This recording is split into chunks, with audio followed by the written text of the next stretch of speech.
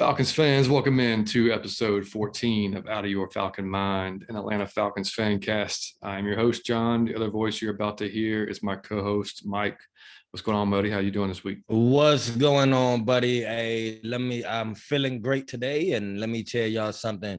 I just want to start the show with saying this, that, John is my brother, John, my man, and all that, but I just came from the chiropractor. I had a pinched nerve in my neck that was causing problems to my chest and my right arm. He fixed it, matter of fact. But you know who told me about chiropractic adjustments? Jonathan Yates, my co-host, man. Thank you. You know who told me about peanut butter pie? Jonathan Yates, my co-host, man. And if you give me some time, I could probably come up with 10 other things that he never missed. I'm be honest with y'all. John has never gave me something and said, you need, Peaky Blinders. John is the one I just saw, the Crazy Church, Black Mass. John has never missed. So I'm not gonna say I'm perfect, but I'm pretty damn close. But he's the closest one. That's what he's getting at, ladies and gentlemen. John has given me like 50 total things over the years, and I don't know that he's ever missed one. So I just wanted to start this show by saying thank you, buddy. Man, you are a great American. Yeah, you're a great American. I do what I can, man, for the people I care about, buddy. That's what I'm about. Well, I'm about to cry, so let me turn away from the camera. What's going on, ladies and gentlemen? Out of your Falcon Mind, number 14. John, we're 14, man. Yes, we're sir. Still not legal, but pedophiles are starting to look. Yeah, they're starting. I mean, they're getting there.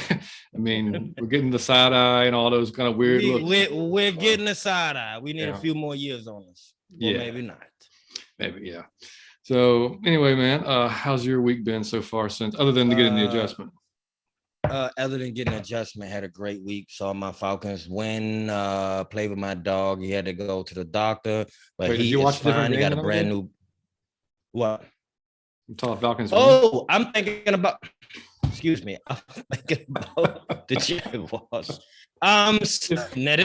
We felt so good about the Jaguars. You want to keep it going. I just want to tell y'all something, and I mean this. I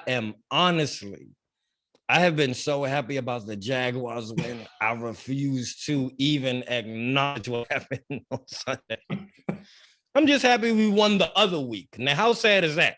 You just blacked out. But other than that, I've been doing good. Yeah, and it was worth blacking out, to be honest. Oh, yeah. But how you going? Yeah, good. This week, it's going much better than last week. So it couldn't have gotten much worse. I mean, we're doing better. Last week was, we are improving. Last week was rough. Yeah. So anyway, I would like to tell everybody something. Hey, hold on, John.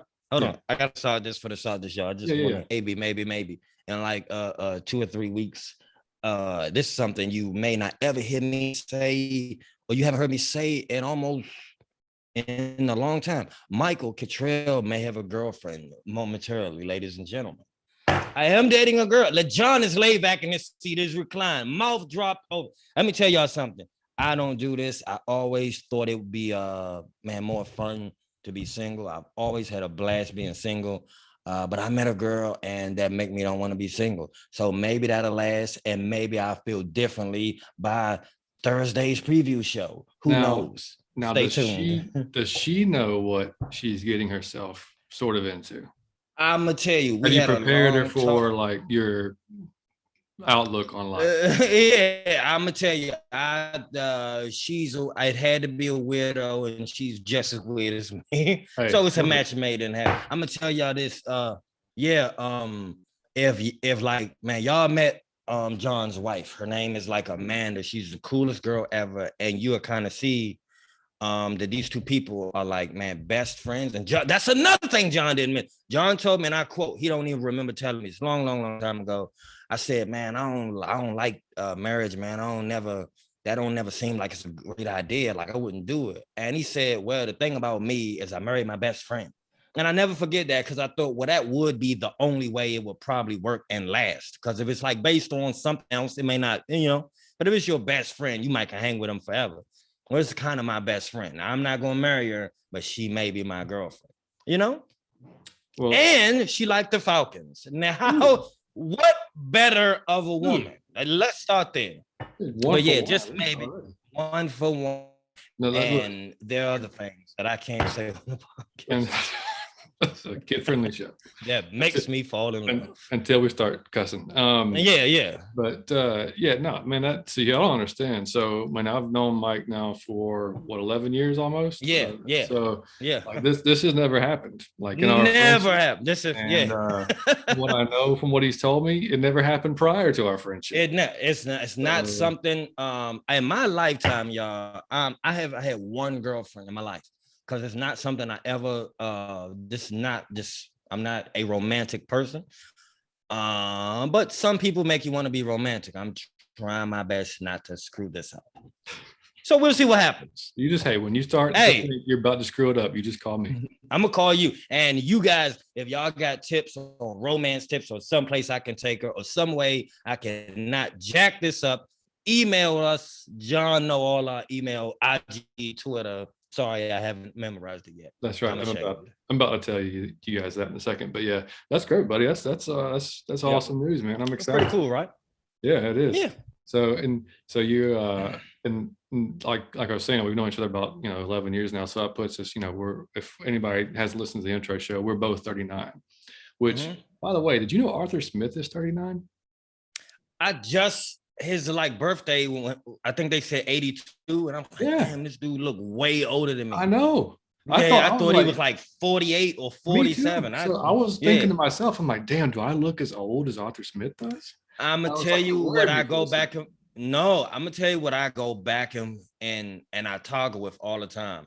I see people who are like, man, 39, and I see them and I say, damn, this person look old. And then I'm thinking to myself, maybe that's how I look to other people, except I don't look that way to myself. I think you always, when you see yourself in the mirror, you look young to you. Right. But to other people, who knows if you look old as hell? And I just be seeing people that around 40 and they look old as hell. So I probably look old as hell and I don't know yet. So I got a funny story for you. It hasn't dawned on me. At the gym one day. So like I used to be just a skinny dude, like growing up, like I was hella skinny, like graduated high school, 150 pounds, 6'1", like stupid skinny. Right. So I started lifting weights around 2021, 22. And I got up, my heaviest was about 225 when we lived out in Vegas. And I'm right around 200 now. Right. So that's basically that's where I'm comfortable, is around 200. And was in the gym probably 4 or 5 months. Well, yeah, probably about 4 or 5 months ago.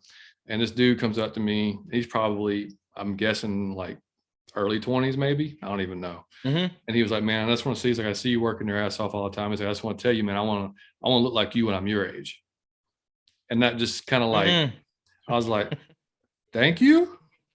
It was a compliment, but it was a backhanded, Like, he didn't even know. Like, he was just like being nice. Like, he thought like, okay, he obviously knows he's old. So I'm gonna just go tell him, like, and I'm like, thanks, man. I'm like, how the fuck old do you think I am? And then right. So right. So that was like not the first time, but like that was definitely one of those moments I was like, shit, man, am I starting to look look old? Like, not cool. But so whatever. Listen, I'm gonna tell you how I could tell.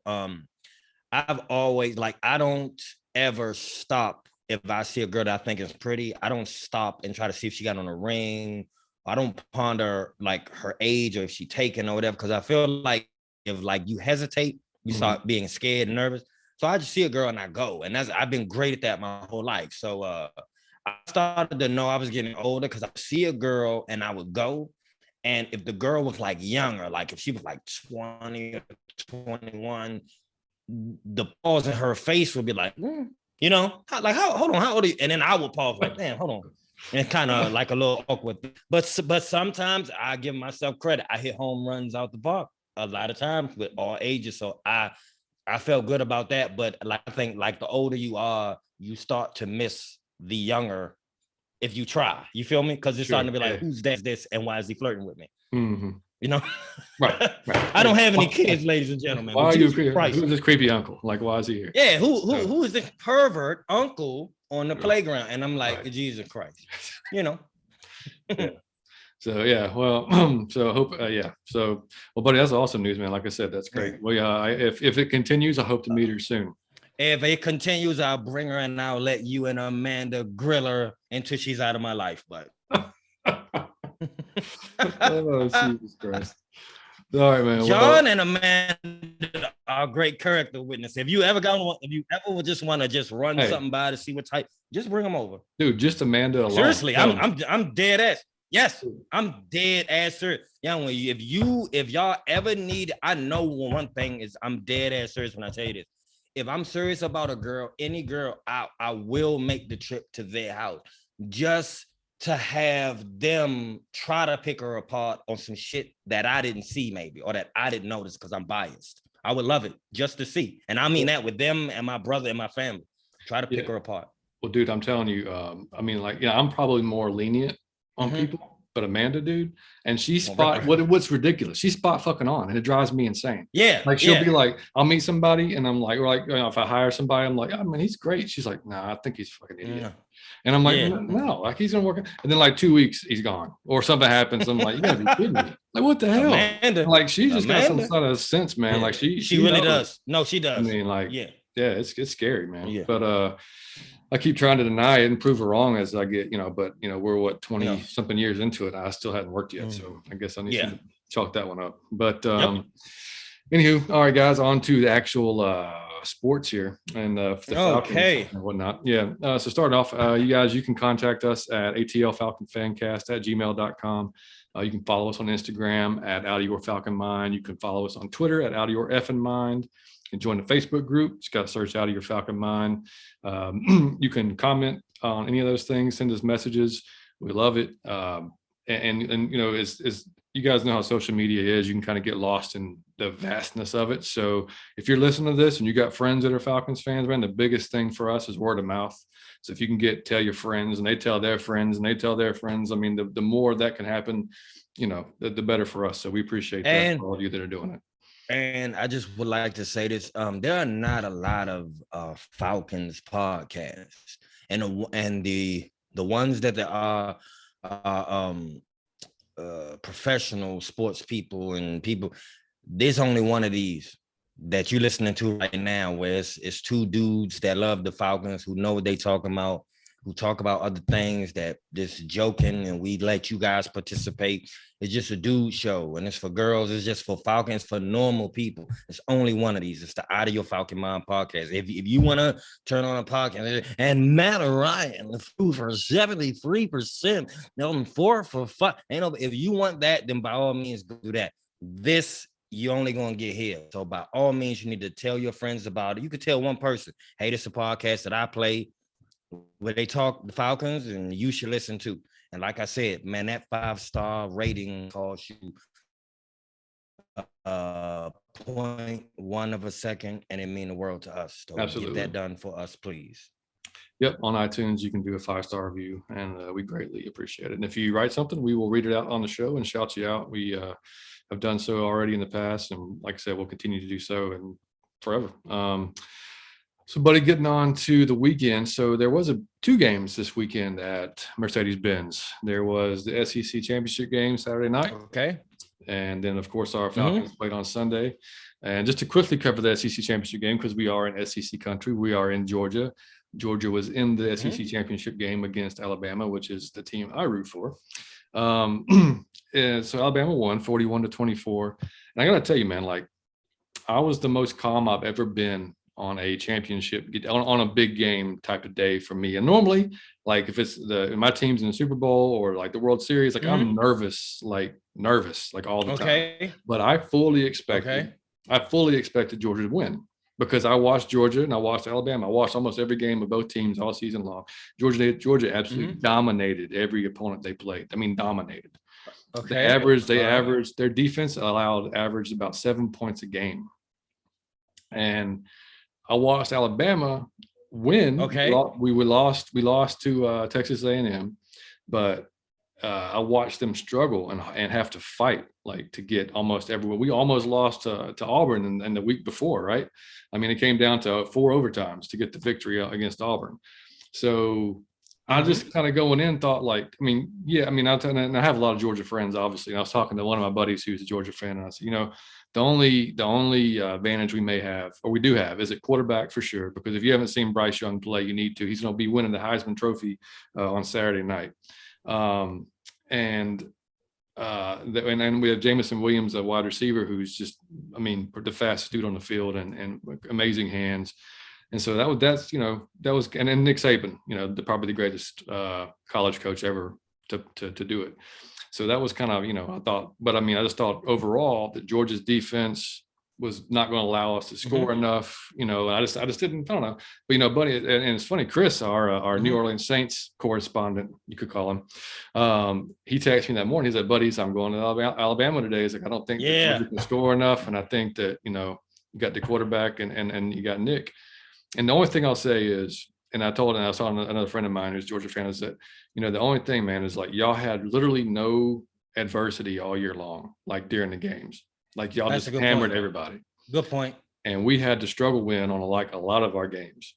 And, we lost, I think 6 dudes or 7 dudes was drafted in the first round last year from Alabama. Yeah. And so, I mean, you're replacing a lot of guys. You got a lot of young guys, but man, the offensive line, who got just destroyed against Auburn. I mean, they gave up 7 sacks against Auburn.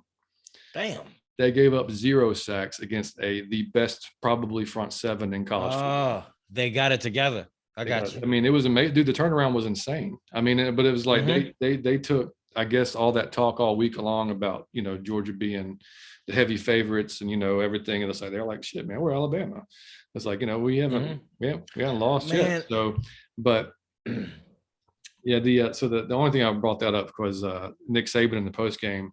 He and Bryce Young both, man, they praised the O-line like you would not believe. And Bryce Young was like, man, look, he's like, nothing starts without the O-line, like nothing. He's like, there's nothing. He's like, that's where it's at. Which, I mean, that's what we've been saying all damn year long about the Falcons.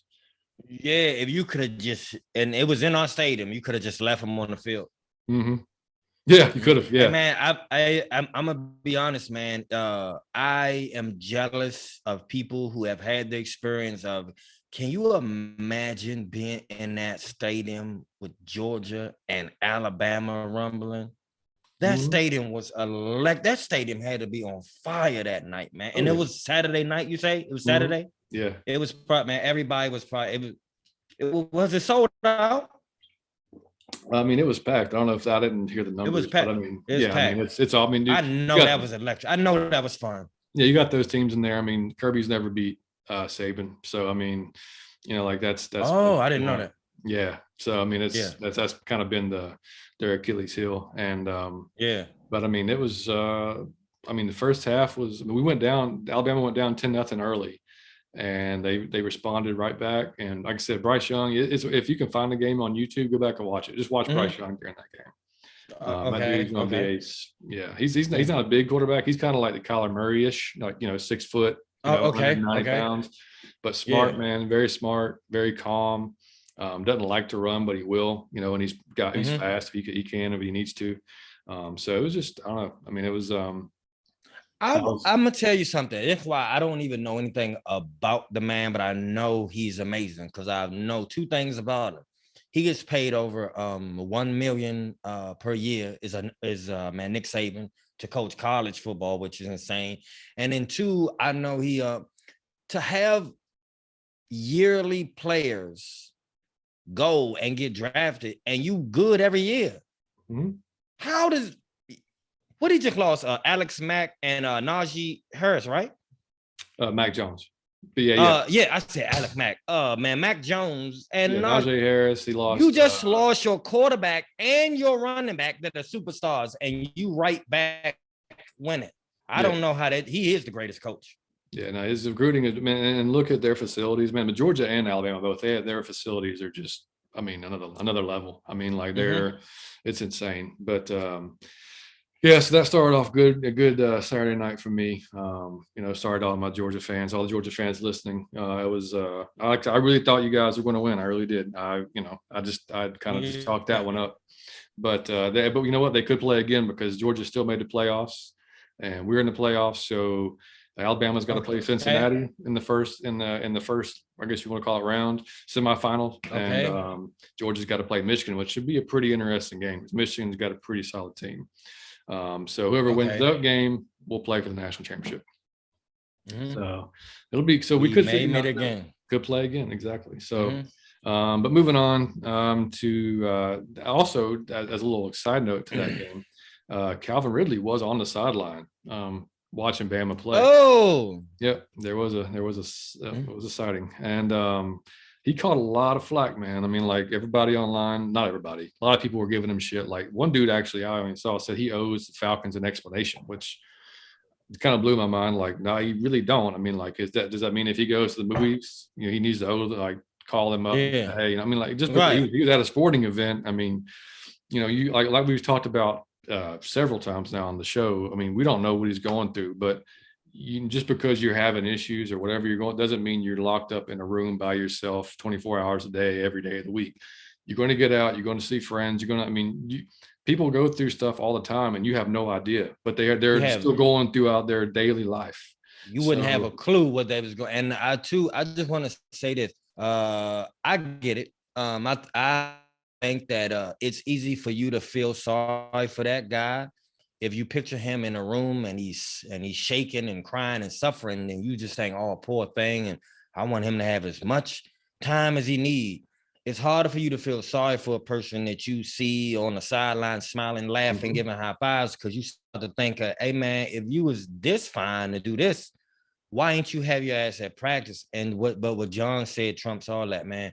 The amount of people, and I don't mean to talk about this, but just as an example, if you ever pay attention when people kill themselves, the main thing everybody says, I didn't know. We didn't know what was wrong. That because people go on with their regular lives and you have no idea what they're going through inside. So just because you saw that man on a sideline and he's supporting his alma mater, don't ever think that the man, he got to be perfect. He got to be fine if he did. You have to be fine to stand on the sideline of the game. Yep. Come on, man. Give the dude his time to get his mental self together. Correct. We want you back, Calvin. Come on, man. Yep, could not agree more, man. But so yeah, that was one little thing there. And then on another good Falcons note, Mike Davis was nominated for the Walter Payton Man of the Year. Now you said, hold on for a minute. I don't know if the thing was screwing up. Now I swore you said a good Falcons note. Yeah, Is that what you said? Good. Oh, you did say. I thought it was lagging or you speaking Spanish or something. Please continue. Yeah, Mike Davis, Walter, man. Now, did they say what he does? He works with I don't know the exact thing, to be honest. I watched a little video, and if you haven't seen it yet, go check it out on Twitter or wherever. It's pretty cool. He's talking with his high school coach, right? And he has no idea that he's been nominated. So he's out on the football field, just kind of like, he's actually getting emotional, talking about how he appreciated the coach so much, his high school coach, and he wanted to do well to prove to him and prove everybody that he could get out and he could make it and he could keep the grades because he went to South Carolina, and that's awesome. He was getting kind of choked up, and then the coach, he was like, man, he was like that, well, you've done it, and he said, and everything you've done off the field hasn't gone unnoticed, and you've been nominated, for an award or whatever. He tells him, man, and Mike gets, he just starts. he can't help it, We got to vote for Mike. And he works with a lot of youth, basically, from what I got. And just likes to show people that he's a kid from Bankhead and he got out of it and he made something of himself. And, go Mike Davis. Yeah, man. So Mike. That's pretty awesome. But yeah, so and then another dude, 2 pieces of good news. Oh man, what is it? The second piece. So the NFL released the salary cap estimates for next year. So it's estimated to be at $208 million, which means we will have projected $28 million in cap space. Slow cap, everybody. Slow clap. Let me tell you something. I think right now in cap space, we have, $2.28. We got enough for a Big Mac. So we could get a Big Mac on the team if you want him to block somebody, but we couldn't get anyone else. Put it on the ground. Maybe somebody trip over it. We could throw it at somebody's. We could throw a Big Mac at a helmet, but we can't get a player. 28 million sounds damn good to me. Yeah. So and this is from the Falcoholic. Says over the cap projects the Falcons with 180 million dedicated to the team's top 51 players. That leaves the Falcons with a robust 28 million in cap space. There are a few notable caveats with that number, such as Atlanta's need to sign or extend a few players to fill out the roster, and the need for around 8 million for the team's rookie class. So that should be pretty, doable. So, I mean, again, that was from the Falcoholic, and that's where I saw the article as well. So yeah, I mean, things are looking up, man. We may be able to get ourselves out, because I think that the whole Falcons, the management was looking at kind of 2023 as being that year where we're out from under some contracts. Now we can really start going for it. But 2022, man, we may be able to do some things. So that's positive. And we just talked about it. Are you going for 3 things? Good news, Joe? No, man. Now we gotta get pull a third one out. Now we gotta go to the game. Okay. So now, okay. Yeah. So we did play the Bucs at our place on Sunday, and man, so our prediction was like we talked about in the pregame or the preview show that we thought that they wouldn't get run out of the stadium, that they would compete, that they would play tough, and they did. For the most part, it was a confusing game for me, man, to be honest. So this is the second week in a row. We played the Jaguars with the 3rd-rated rush defense, and we played the Bucs with the 1st-rated rush defense. We ran the ball damn good both weeks. Damn good. Hey, Bruce Arians said, they quoted him, and it seemed like it pissed the Falcons. I never saw a team get mad at something and try to prove in my life. And I guess he said nobody runs on us. Hey, yeah, nobody runs on us. And we put 100 down his throat in the first half, I believe. Yeah. And I think CP was averaging around. But see, we talking shit too, because nobody loses on us. All right. You're gonna win. Nobody loses on us. We'll throw interceptions, we gonna fumble, we gonna get you to win. Don't come in here playing with us. Nobody losing in our stadium, man. Don't come here with that. Just us. Just us. Yeah.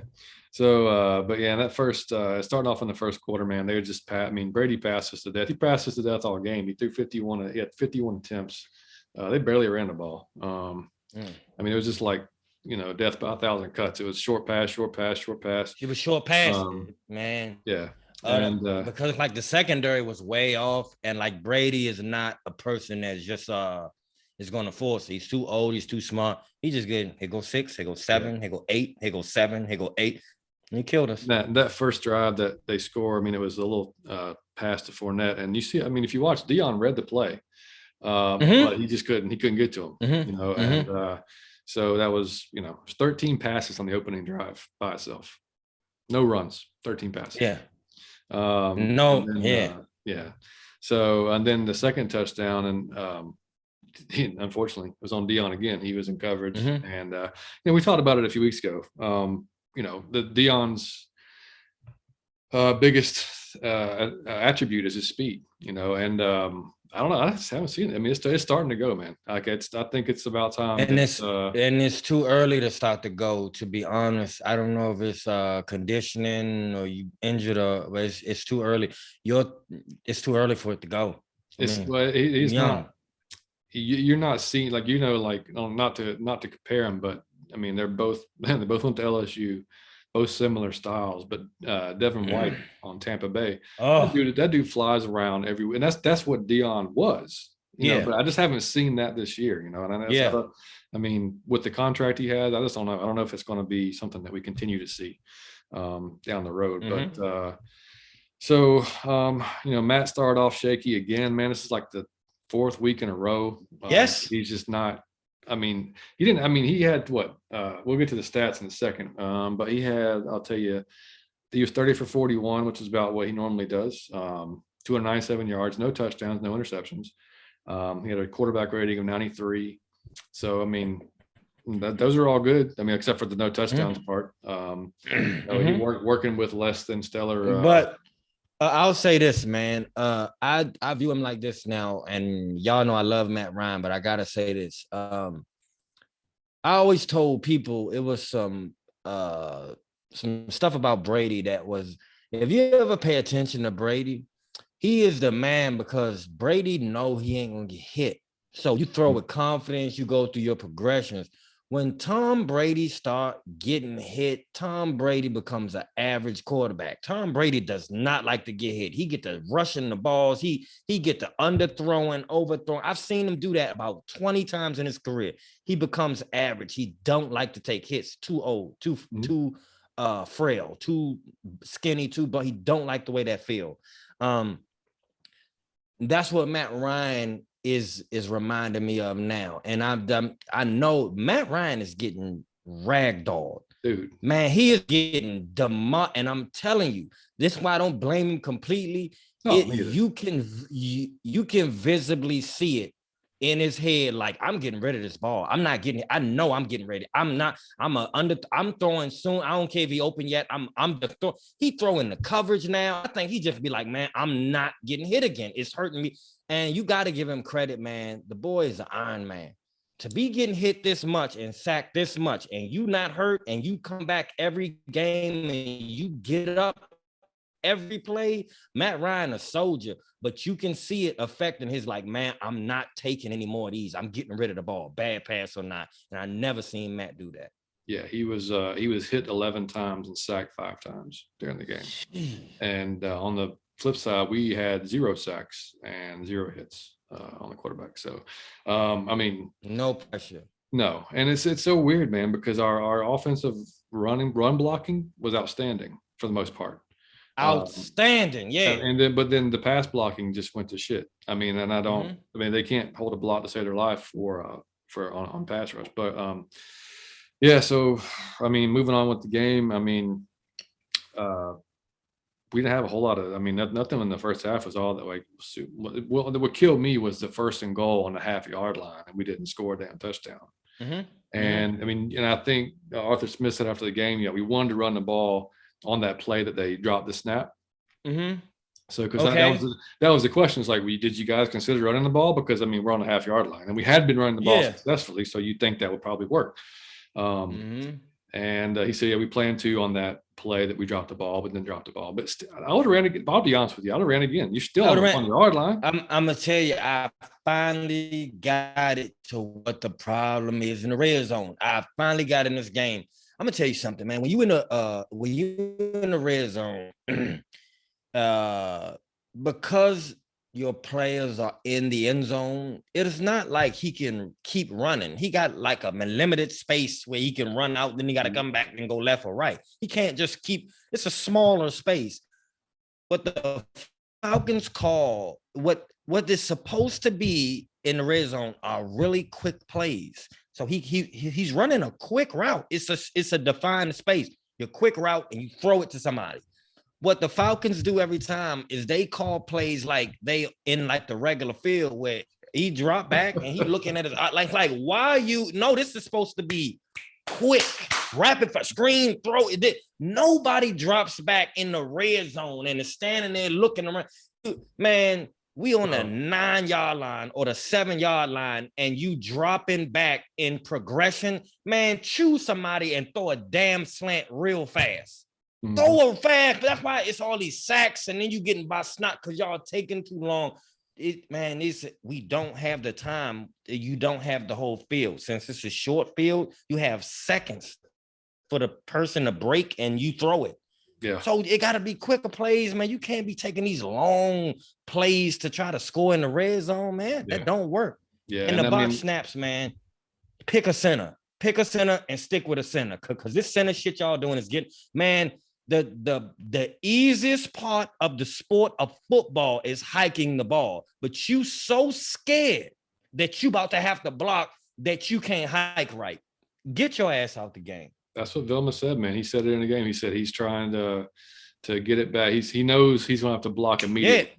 Like he's gonna have to stop this big ass Vita Vea, whoever's in front of him, about to be coming through. So he's trying to get it there quick. But yeah, there's no, dude, if you're on the half-yard line and you got 3, maybe 4 tries and you can't get in, there's zero excuse for that, man. Like, and you gotta come away with 7 right there. None. Yeah. So I was feeling pretty shit after that. And but then Marlon Davidson, man, picks off Brady right before the half. And it was just crazy. I mean, I was Brady didn't know what hit him. No, man, that was just I don't know what that play Brady was. I'm gonna tell you. I'm gonna tell you when he's the GOAT, but he got lazy. And I think he thought his fat ass, he ain't going. There's no way he gonna get over there. So he didn't even think. He just threw it right. I'm gonna just throw it over. And that boy went and got that boy. And Tom Brady's face was priceless. Like, what just happened? Yeah. Man, I thought, man, we may have a chance at this. Yeah, I did too. I was like, I felt good going into half. It was 2017. I was like, man, okay, we got a chance now. Marlon was hyped too. He was. He was, man, because he was. I was happy for him and I hope he continues. Yeah, because like I said, I had high hopes. Me too. Me too. I hope he gets better. But so in the second half, D actually showed up in that first drive in the second half, and I was like, okay. And then Matt got sacked on a third down that.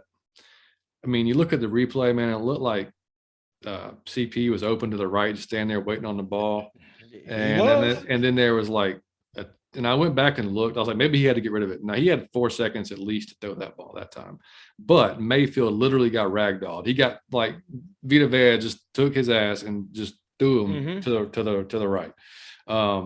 So, I mean, he blocked him for like a half second, maybe, possibly.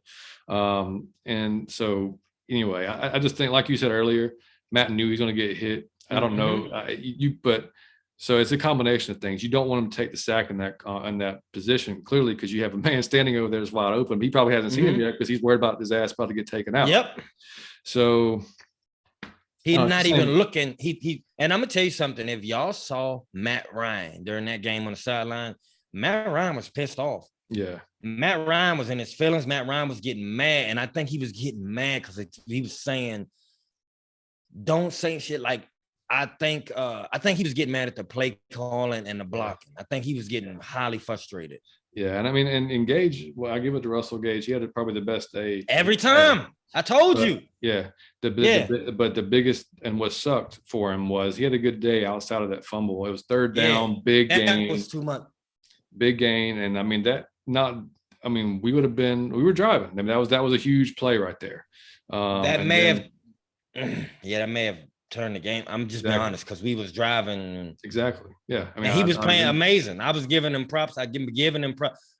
We have needed that boy to step up the last. He's the only one, because no other receiver we got stepped up. He the only one. So I give him props. But like John said, man, to play that well and then just not be holding on to the ball is something else. Yeah, I mean, we needed that one bad. And then, I mean, the Bucs had a third down conversion, which they were 8 for 13 on third down conversions. We were 9 for 17, which is not terrible. It's better than we had been doing. But on this particular one, man, somehow Ogundeji ended up being in coverage on Mike Evans. And I don't know what defensive play or how that ends up where your defensive end is responsible for a receiver. Anyway, that was the one that just caught my eye. I was like, what the hell is that? And then Brady went to Gronk over Eric Harris, which Eric Harris guarding Gronk is not exactly the matchup that you want. Had no chance at all. And I think Vilma said, he said, just when I thought Gronk couldn't beat anybody in man coverage anymore. Yeah. And he's still meat. And he barely beat him, but he got him. Yeah. He got him. It's still Gronk. The old Gronk, but still Gronk. Yeah. And then Vea got mad again in the third. And this one, man, like if he went right by Mayfield, by the time Mayfield put his hands on him, it was like he was pushing him into Matt. Like he was almost helping him sack him. I was like, what? What was going on? So yeah, I mean, and then we had it was a 2-score game with 11 minutes to go. So it was still we still had a chance, but Matt literally had no time to throw. I mean, at that point. And I mean, Brady was on the opposite. Brady was given all day. He could sit back there, do his hair, make a phone call, wave at a cheerleader, like you say. Man, I mean, yeah. He goes through all progressions. I'm gonna tell you what made me mad just about the game that really stood out to me was us on third down. I felt like I heard the commentary. I always pay attention to the stuff they say because some of it is gold. It's just it's comedic gold. And but no, I'm not. No, this isn't a joke, but it was real. He said, third down, Matt doesn't stand a chance. And I'm thinking if you were paying attention, every third down they came with pressure. They came, they knew he gonna have to throw. They came, and Matt Ryan got pummeled damn near every third down. He got hit and taken. He was getting sacked. All them sacks. I would love to know how many of them sacks was on third down, because it seemed like every time a third down came, he was under duress and getting punished. And I think that they dialed, man. I think they know the Falcons can't block us. Mm-hmm. If we blitz, we guaranteed to get the Matt Ryan. If we bring an extra person, we guaranteed to get the Matt Ryan, and they was guaranteed to get to him.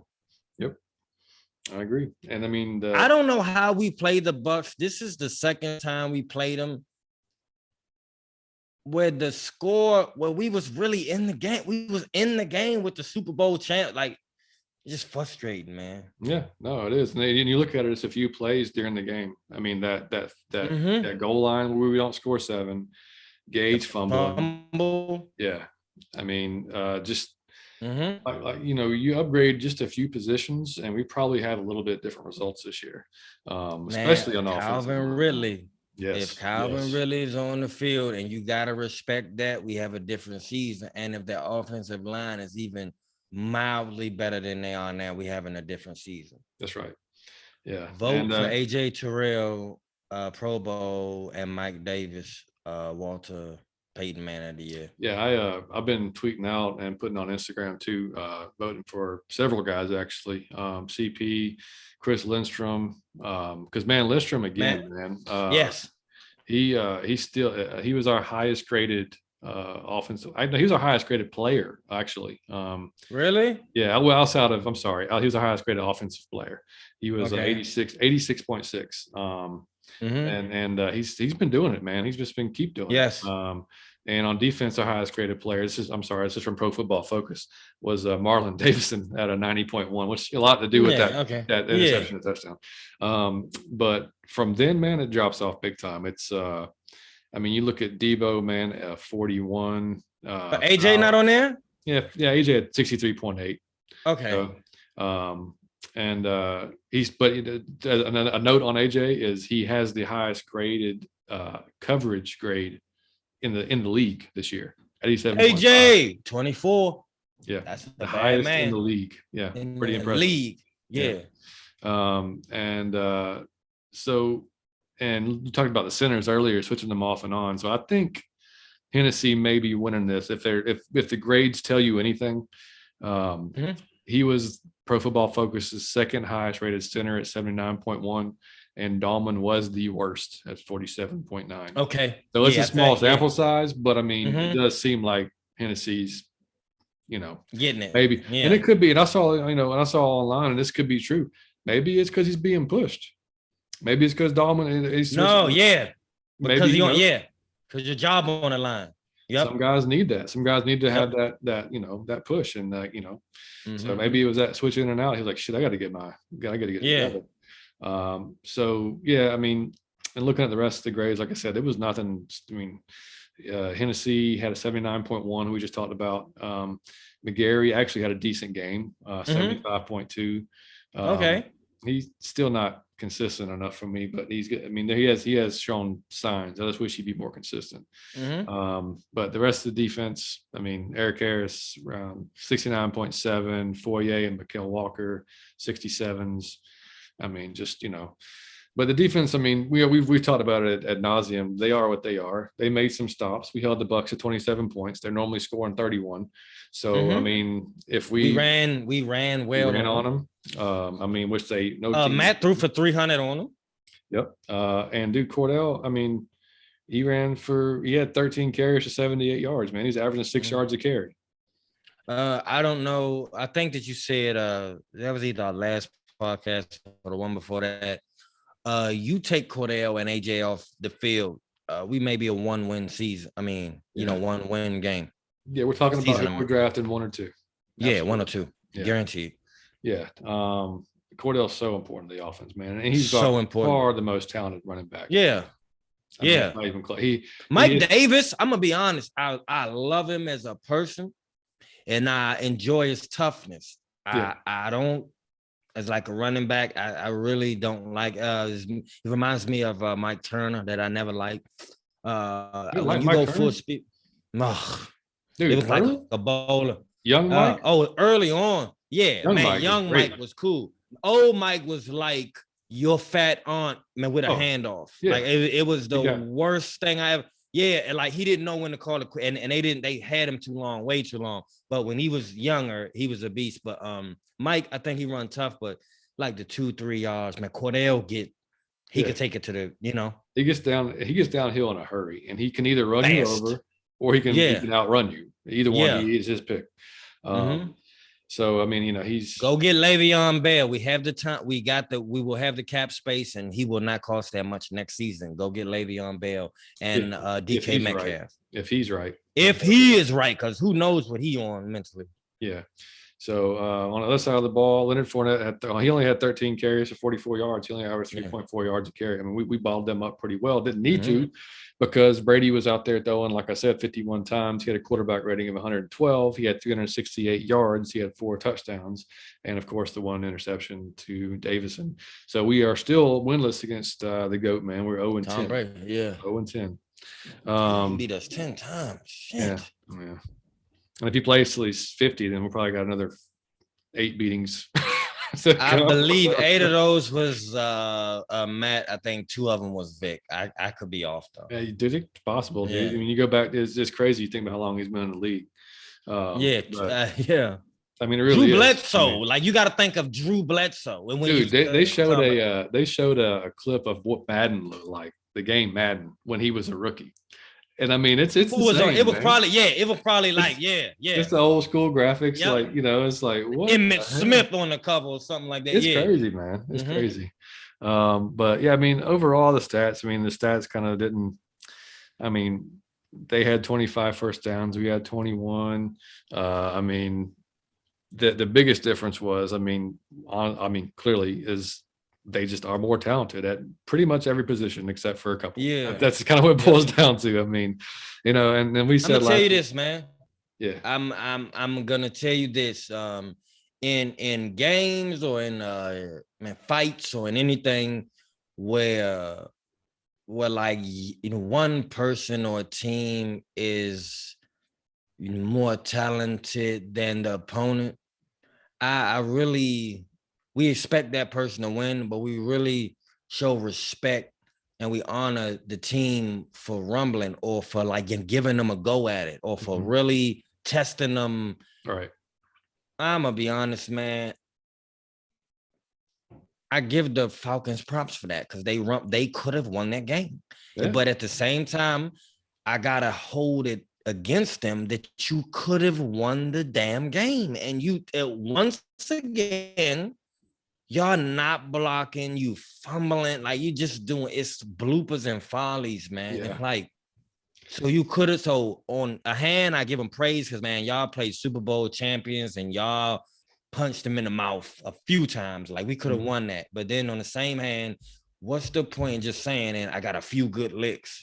Right. It ain't no trophy for a few good licks, man. Yeah, and what was weird to me too, another thing that kind of bothered me was I didn't know why they went away from what made them successful in the first half so quickly.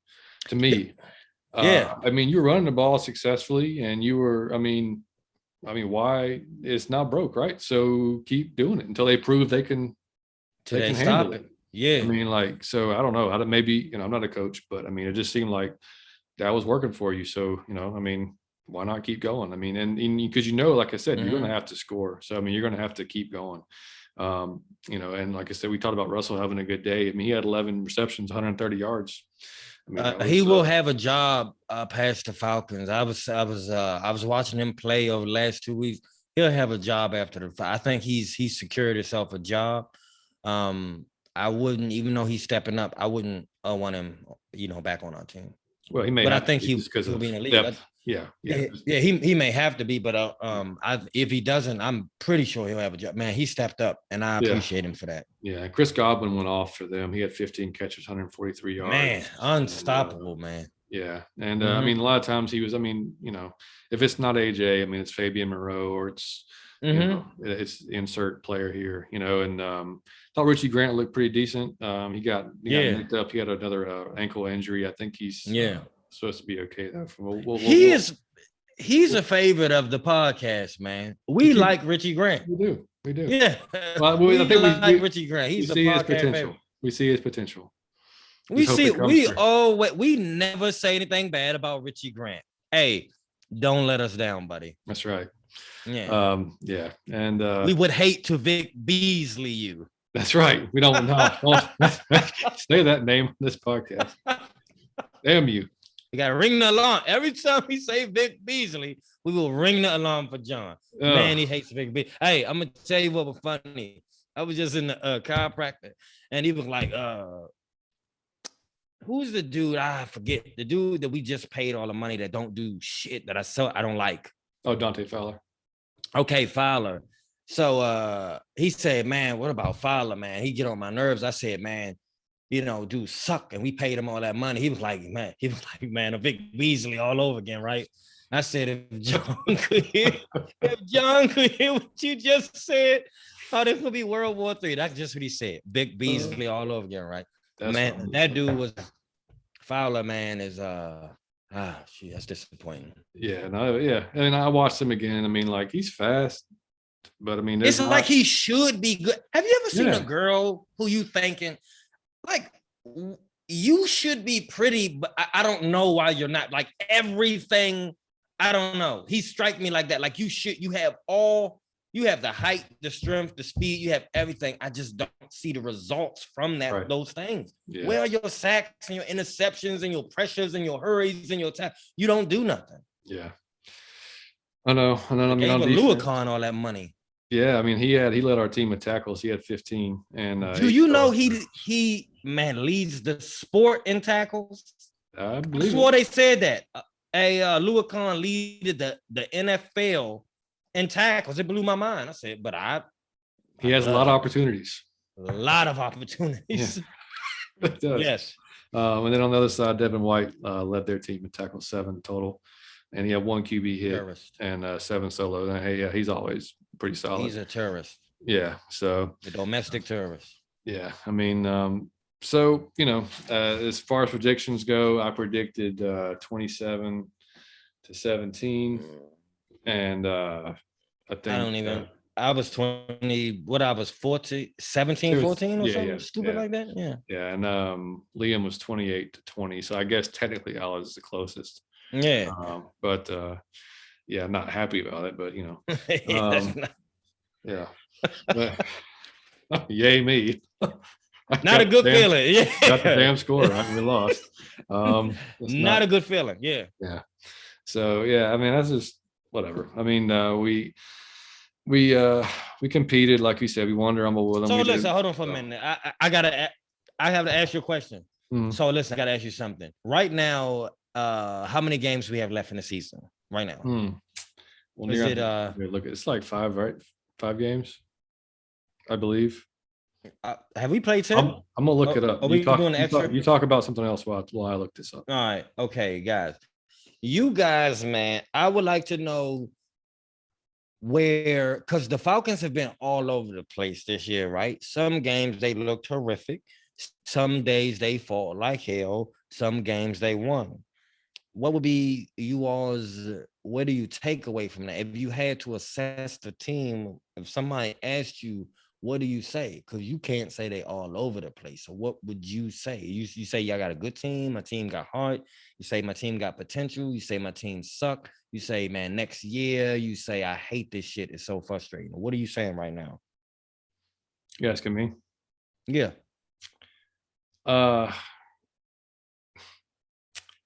would say, if somebody asked me about my team, I would say that they are young, inexperienced, sort of talented, in desperate need of a lot of players, but we're on the up, I think, because with the new coaching staff and the new, so I can't say we're a good team. Johnny with the positivity. I love it, man. I love it.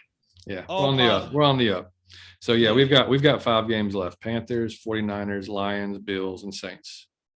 Are we out of the playoffs yet? No, I think we can still make. Yeah. No, the Niners, actually, the Niners loss kept us in it. So I think we have like a 3% chance technically by the numbers I think ESPN put out. So you're saying there's a chance. we got the Panthers coming up, which we'll have a preview show for, which will be fun in a few days. And then, like I said, with the 49ers. So we should beat the Lions, hopefully, cross our fingers. We should. I mean, we obviously have already shown we could beat the Saints. It'd be great to do it again. We lost to the Panthers already, but I mean, it will be a different quarterback. It'll be either PJ Walker or Cameron Newton. Be one of those 2 guys. So who knows? We'll see, man. It's going to be. I mean, they could still technically make it, but they're going to have to just really get after it for the next 5 games. But maybe they can improve. I mean, like I said, the offensive lineman, if we could just get some consistency and improve a little bit on some of the pass blocking, and if Matt can get back to being Matt, then What's the biggest shock, man, this season for you personally? Like the biggest shock for you personally? I'll say with our organization, positive or negative? Yeah, I'm gonna go positive. I'm gonna say AJ Terrell because I didn't have a lot of, like we talked about before, I didn't have too many expectations really going into the season. So nothing was going to I didn't think anything was going to blow me away. I figured like we'd muddle through the season, what we got. And, but I mean, the fact that what AJ's done this year, I mean, and how he progressed from last year is nothing short of amazing, man. I mean, like really. I would have to agree with you. Yeah. Yeah, that's probably the most shocking thing. Yeah. Yeah. I mean, we kind of knew what we had on our defense as far as the line. We hoped that we'd get. I swear, man, the pass rush is just non-existent. But I mean, it's really. I mean, I've actually changed my tune. Like I really wanted to go offensive line. I thought with the first pick I think I really want to go pass rusher now because it's more glaring every week. It really because you can't win like that. No. Like, I mean, well, you can't win if you can't block, but there's no way. Like, man, when the quarterback is like, oh, I'm playing the Falcons and he feel joy, like I'll be all right. Yeah. Like, man, they ain't gonna get, because them dudes just be sitting back there like, okay, not him. He not open. Let me, no, come on, man. Exactly. Some urgency to where he feel like I gotta get rid of this ball now before I take one in the teeth. Like, it's none of that. I know. Come on, except Grady. Yeah, except Grady. I ain't never bad mouthing Grady. Yeah. So, well, man, we're going to close it down with the review show. We will be back on probably Tuesday, Thursday, or Friday, probably. When is the? No, we got a preview. Well, we got a preview show. Yeah, that's what I mean. Thursday. Yeah. Are we playing Thursday? No. We playing Sunday. Yeah. We're doing the preview show. One, yes. Yeah. I got you. We do the preview show on Thursday. Yep. Johnny is confused, ladies and gentlemen. In his old age, he does. In my old ass age, 39 years. No, we will do the preview show on Thursday. That's right. Yeah. So we'll have that for the Panthers, and we will have a few other fun things to talk about by then as well. Yes. So let me do this before we leave. Underrated, overrated, chiropractic adjustments. There you go. I'm gonna tell you guys something that you might not know. When people have to go in for surgery because on their neck and their back, on their hips, or anything on that stuff, I'm not gonna say all the time. A good amount of that time, if they would have got an adjustment far before the thing was out of hand, it could have been fixed. When you see that, that's mean that you haven't, it's way out of, now you got to get surgery or you got to go in and get put to sleep. A once a month chiropractic adjustment, if you lift weights or play sports, would keep your ass out the doctor. Trust me on this one. I don't disagree, man. And then John put me onto that. Yeah, and then there's some iffy chiropractors out there, and there's some fantastic ones. So find you a really good one, and you'll find you. Yes, and I ain't talking about the joint chiropractor where it gotta be a man with his own office. Yeah, it should be like a real doctor. Yep, chiropractic adjustments. Matt Ryan needs one. And we'll start doing. Yes, he does every week. Yes. And so we'll start doing underrated, overrated. That sounds like that sounds fun. So anyway, guys, we appreciate you listening for this review of the Bucs and other things that we talked about. Mike's love life, the SEC championship game. Hey, send me romantic tips. That's right. Get Mike out. I'm trying not to lose my girl. That's right. So look, we look forward to the show on Thursday. We appreciate you guys. As always, tell a friend, tell a family member to listen to Out of Your Falcon Mind, and we will greatly appreciate you. Mike? I love you guys. Stay out of your Falcon mind. You got to be out of your Falcon mind and still be a Falcons fan at this time. Truth. We like you. You can't say it better than that. That's it. Show over. Yeah. We appreciate you guys. I love you guys, man. Thank you for all the support, all the questions, all the comments, all the jokes, all the suggestions, man. We love y'all. Keep them coming. So much fun to do the show with you guys. I love you. Thank you. That's right. And Out of Your Falcon Mind, episode 14. We are out, guys. Peace.